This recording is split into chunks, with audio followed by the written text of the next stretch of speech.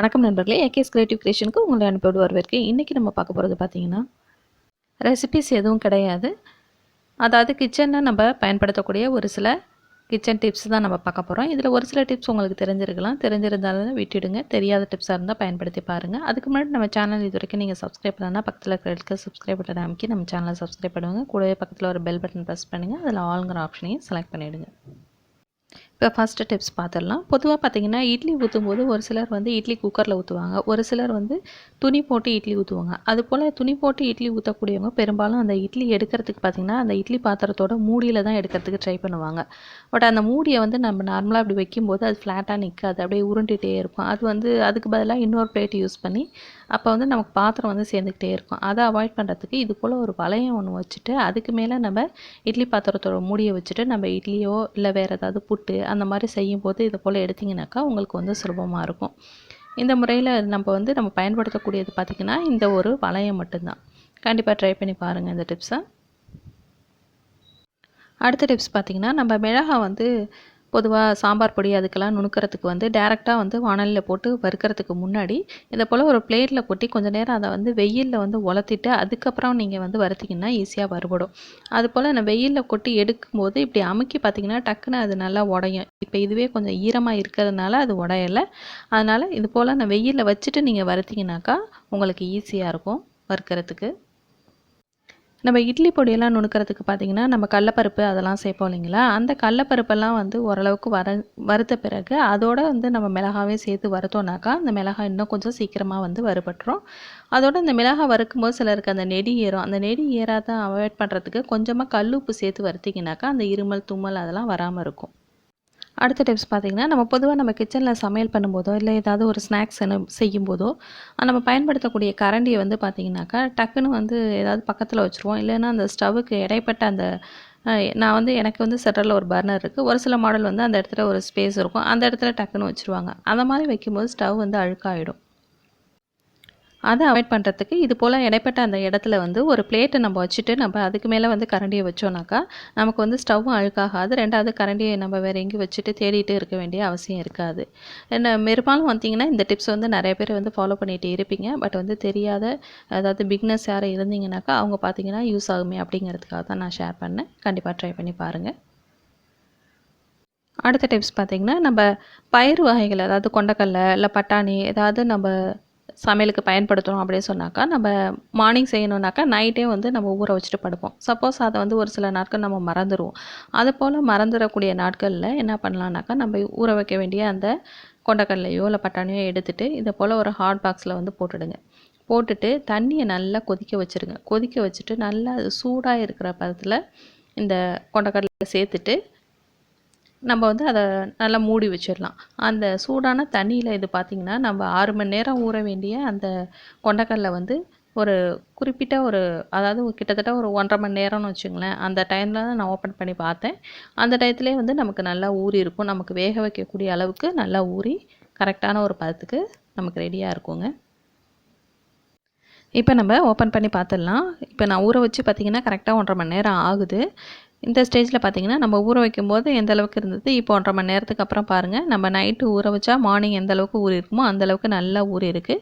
இப்போ நம்ம நார்மலாக எத்தனை விசில் வைப்பீங்களோ அந்த அளவுக்கு நம்ம விசில் வச்சு எடுத்துக்கலாம். அடுத்த டிப்ஸ் பார்த்திங்கன்னா, நம்ம அரிசியெலாம் ஸ்டோர் பண்ணி வச்சுருக்கக்கூடிய அந்த டப்பாவில் பார்த்திங்கன்னா சில நேரங்களில் எறும்பு வந்துடும், சில நேரம் வண்டு அந்த போல் அதெல்லாம் வந்து அவாய்ட் பண்ணுறதுக்கு பார்த்திங்கன்னா அதோட நம்ம அரிசியோட கொஞ்சம் போல் காஞ்ச மிளகாவை வந்து போட்டு அதோட நம்ம கலந்து விட்டுட்டிங்கனாக்கா அந்த மிளகாவோட காரத்துக்கு வந்து அந்த எறும்போ இல்லை வண்டோ எதுவும் வந்து வராது. இது வந்து அரிசியில் மட்டும் வந்து போடணும் அப்படின்னு கிடையாது. நம்ம ஏதாச்சும் ஒரு சில பயிர் வகைகள் கூட சில நேரங்களில் நம்ம வாங்கி வச்சுருப்போம். அதை போல் அந்த பயிர் வகைகள்லேயும் பூச்சி பிடிக்காமல் இருக்கணுன்னாக்கா அந்த மிளகாய் வந்து போட்டு வச்சுருக்கலாம். இது மட்டும் இல்லை, காஞ்ச கருவேப்பிலை இலைகள் பார்த்திங்கன்னா அதாவது ஈரம் இருக்கக்கூடாது, காஞ்ச கருவேப்பிலை இலைகளையும் வந்து இது போல் போட்டு நம்ம மூடி வச்சோன்னாக்கா அந்த வண்டோ வந்து எறும்போ வந்து வராமல் நம்ம அவாய்ட் பண்ணலாம். இந்த டிப்ஸ் எல்லாம் உங்களுக்கு பயனுள்ளதாக இருக்கா என்னங்கிறத எனக்கு கமெண்ட்ஸில் வந்து தெரிவிங்க. அப்போ தான் வந்து என்னால் அடுத்தடுத்த வீடியோ போஸ்ட் பண்ணுறதுக்கு எனக்கு ஹெல்ப்ஃபுல்லாக இருக்கும். அடுத்து நம்ம சமையலுக்கு பயன்படுத்தக்கூடிய தேங்காய் இருக்குது பார்த்திங்கன்னா, அதுலேருந்து வரக்கூடிய தண்ணியை வந்து சிலர் கீழே ஊற்றிடுவாங்க. அந்த தேங்காய் தண்ணியோட இன்னும் கொஞ்சம் தண்ணி சேர்த்து நம்ம ரசம் வைக்கும்போது புளி ஊற வைக்கிறதுக்கு பயன்படுத்தணுன்னாக்கா ரசம் வந்து இன்னும் கூடுதல் சுவையாக இருக்குங்க. ட்ரை பண்ணி பாருங்கள். அதே போல் அந்த தண்ணியை நம்ம புளி ஊற வைக்கிறதுக்கு முன்னாடி இது போல் வடிகட்டி வச்சு வடிகட்டிட்டிங்கன்னா அந்த தேங்காய் மூடியில் இருந்த அந்த தேங்காய் நார்லாம் சில இது விழுந்திருக்கும். அதை வந்து தூசிகளை வந்து அவாய்ட் பண்ணலாம். அதுக்காக வடிகட்டி யூஸ் பண்ணுங்கள். அடுத்த டிப்ஸ் பார்த்திங்கன்னா, நம்ம ஏதாவது குழம்பு வைக்கும்போது உப்பு வந்து சில நேரம் வந்து கூடுதலாக போயிடும். நம்மள அறியாமல் வந்து கூடுதலாக போட்டுருவோம். அதை வந்து அவாய்ட் பண்ணுறதுக்கு பார்த்திங்கனாக்கா, நம்ம குழம்பு நல்லா கொதித்து ஆஃப் பண்ண பிறகு இது போல் ஒரு உருளைக்கிழங்கு எடுத்துகிட்டு அதை 4ஆக கட் பண்ணிவிட்டு அந்த குழம்புல போட்டுட்டு நீங்கள் மூடி வச்சிட்டிங்கனாக்கா, இந்த எக்ஸஸாக இருக்கக்கூடிய உப்பெல்லாம் வந்து இந்த உருளைக்கிழங்கு வந்து அப்சர்வ் பண்ணிக்கும். அது மட்டும் இல்லை, நம்ம வடித்த சாதம், அதாவது நம்ம குக்கரில் வச்ச சாதமோ வடித்த சாதமோ எந்த சாதமாக இருந்தாலும் அதை வந்து எடுத்துகிட்டு இது போல் ஒரு உருண்டையாக உருட்டிட்டு நம்ம குழம்புல வந்து இதை போல் போட்டுட்டு கொஞ்சம் நேரம் விட்டுடுங்க. விட்டுட்டிங்கனாக்கா அதுவும் வந்து பார்த்திங்கனாக்கா நம்ம எக்ஸஸாக சேர்த்துக்கக்கூடிய அந்த உப்பை வந்து அப்சர்வ் பண்ணிக்கும். அதுக்கப்புறம் நீங்கள் வந்து பரிமாறும்போது அந்த சாதத்தை வந்து எடுத்துடலாம். இல்லை கொஞ்சம் நேரம் கழித்து கூட நீங்கள் எடுத்துடலாம். அடுத்த டிப்ஸே பார்த்திங்கனாக்கா, நம்ம தேங்காய் யூஸ் பண்ணுவோம் இல்லைங்களா? ஒரு சிலருக்கு வந்து தேங்காய் வந்து அதிகமாக வந்து பயன்படுத்த மாட்டாங்க.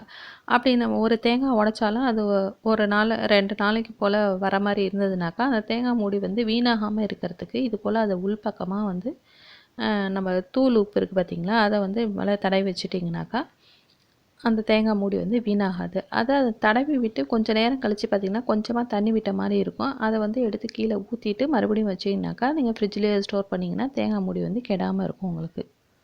அடுத்த டிப்ஸ் பார்த்திங்கன்னா, நம்ம பஜ்ஜிக்கெல்லாம் வந்து வெங்காயம் அரியும் போது இப்படி ரவுண்டாக அரிவோம் இல்லைங்களா? அப்படி அரியும் போது அது வந்து அந்த உள்ள பகுதியெல்லாம் வந்து கலண்டுட்டு வந்துடும். அதை வந்து அவாய்ட் பண்ணுறதுக்கு தான் இந்த டிப்ஸு. பெரும்பாலும் பார்த்திங்கன்னா தோலை உரிச்சிட்டு தான் வந்து கட் பண்ணுவாங்க. அந்த மாதிரி தோலை வந்து நீங்கள் ரிமூவ் பண்ணாமல் இது போல் தோலோடையே வந்து முனையை வந்து கட் பண்ணிவிட்டு நீங்கள் அதுக்கப்புறம் வந்து பஜ்ஜிக்கு எந்த அளவுக்கு உங்களுக்கு திக்னஸ் வேணுமோ அந்த திக்னஸ்க்கு வந்து கட் பண்ணிவிட்டு அதன் பிறகு வந்து நீங்கள் தோலை வந்து இது போல் ரிமூவ் பண்ணிங்கனாக்கா உங்களுக்கு வந்து அந்த உள்பகுதியெல்லாம் வந்து கழண்டு வராமல் இருக்கும். நமக்கு தோல் வந்து எடுக்கிறதுக்கும் வந்து ஈஸியாக இருக்கும். இது போல் கண்டிப்பாக ட்ரை பண்ணி பாருங்கள்.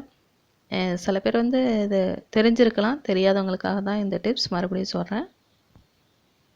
அடுத்த டிப்ஸ் பார்த்திங்கன்னா, நம்ம பச்சை மிளகாய் பெரும்பாலும் நான் ஸ்டோர் பண்ணும்போது பார்த்திங்கன்னா அந்த முனையில் உள்ள அந்த காம்பை வந்து பிச்சுட்டு நம்ம அதுக்கப்புறம் ஸ்டோர் பண்ணக்கூடிய டப்பாவில் வச்சோம்னாக்கா அது வந்து ரொம்ப நாளைக்கு வந்து கெடாமல் இருக்குங்க.